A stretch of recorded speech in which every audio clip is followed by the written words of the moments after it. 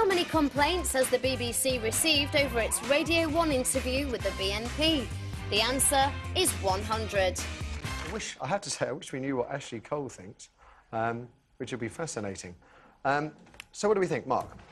Well, you know, I think we live in a democracy, so-called, and we fight for it, and we're at war at the moment for it. So people should have their say.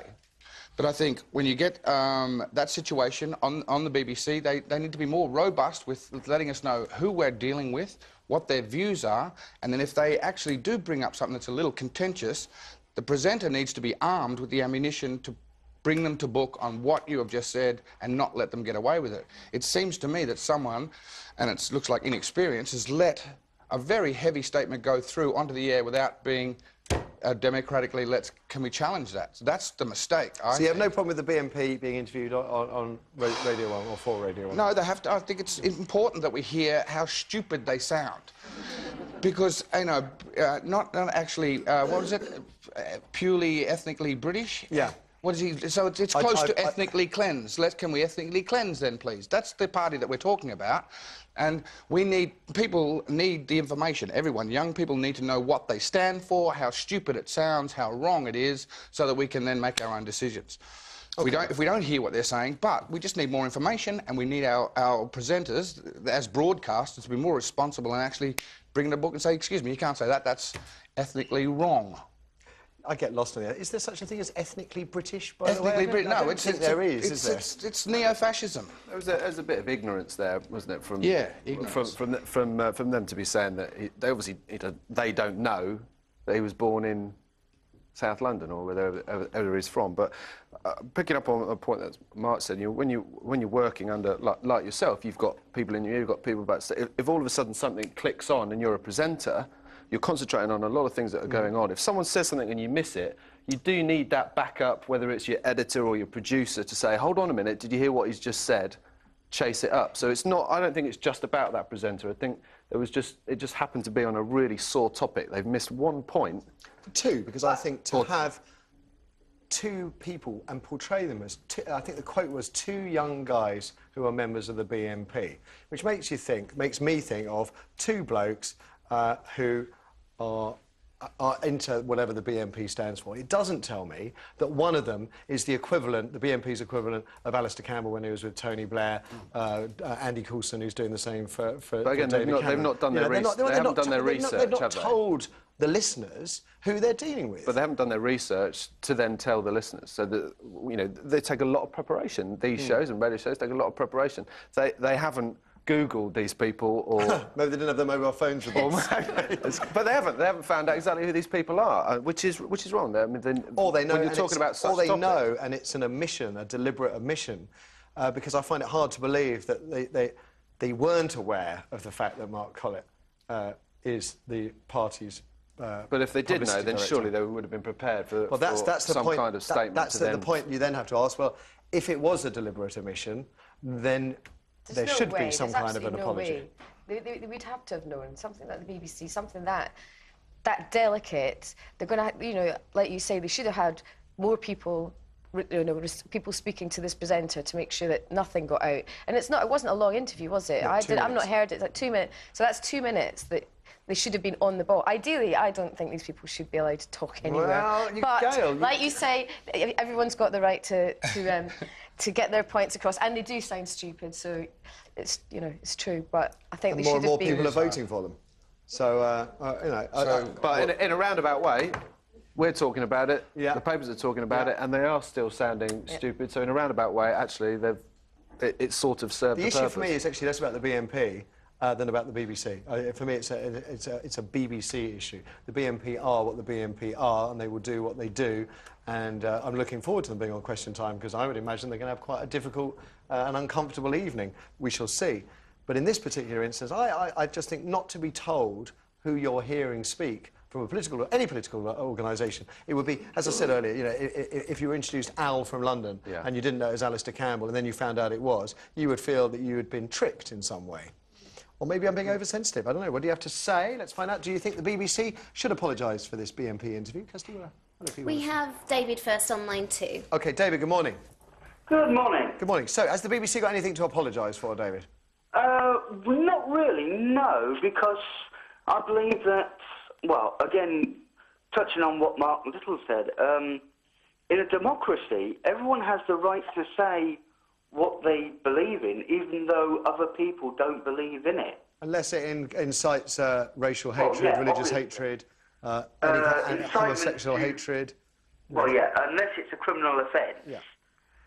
Basically, if you incite to riot or incite to violence, then yes, that's a criminal offence. Yeah. But I believe that people's political views, no matter how extreme, and even though you don't believe in them, like I do not believe in the ideals of the BNP, but I believe they have a right to express their views. But don't listeners, David, have a right to know who is expressing those views? Oh, yes, of course. Well, that's what I'm talking about. The issue is whether or not the BBC should apologise for failing to tell listeners who they were hearing from. Well, no. I mean, they told them they were members of the BNP. Yeah. Admittedly, they didn't specify what position they held in the party, but that, again, could be back... Well, let me give you an interesting comparison. Let's say we take we're now in 1942, OK, and I'm the BBC, and I'm going to present an interview to the public on BBC Radio 1 with two members of the Nazi Party. These are just ordinary guys. There's Adolf, right, and Herman. They're just ordinary guys who just happen to be members of the Nazi Party. And, oh, my God, afterwards I found out I'm talking to Adolf Hitler. You don't think I would have been misrepresented or misled as a listener at that point?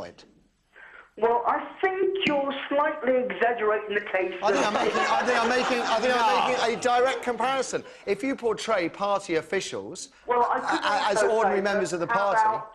In 1950s America, we had an interview with a bloke called Joseph and a bloke called Bulgarin discussing their opinions on the Communist Party.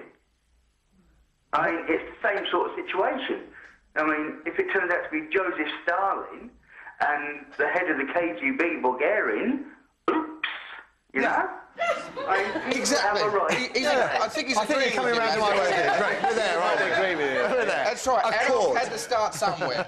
He had to start somewhere. And, but he's saying that the BNP should be allowed to express their views and should be given some airtime to do it, and I think... Yes, we're saying that's right, but we think the BBC needs to apologise for their lack of research. I think they're showing of late that their backroom people are not looking after their front people. Yeah. And things are getting through and people are being slack on these issues. OK, thank you for that, David. Let's have another. Charlotte's on line 1. Charlotte, good morning. Hello. So has the BBC got anything to apologise for?